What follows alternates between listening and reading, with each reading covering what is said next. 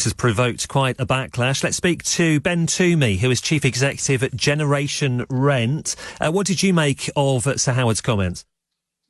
We were astounded at Generation Rent about what planet this person is living on. You know, he's a senior banker, and to have that kind of attitude was quite shocking. So I'm pleased that Sir Howard has rowed back on his remarks, but it does cast into real a spotlight the idea that we're in a housing crisis, and that to accept that we have a problem is the first step towards starting to resolve that crisis. What do we think was going on that made him think that, it isn't that difficult?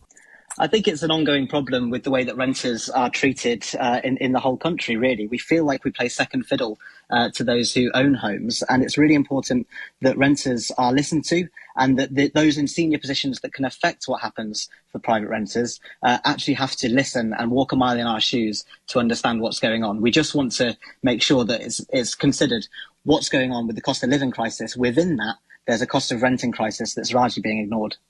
What do you think needs to happen here to make things better?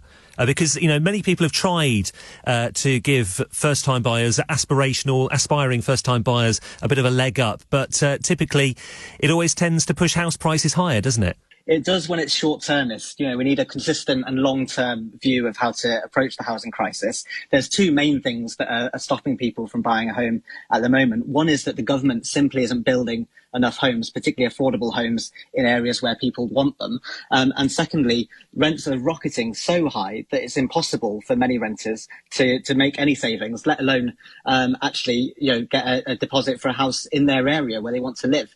We're actually more at risk of being made homeless than we are of being able to buy our first home at the moment. So it's really important that the government finds a way to slam the brakes on rising rent and give us the breathing space so that dream of owning our own home can actually become a reality.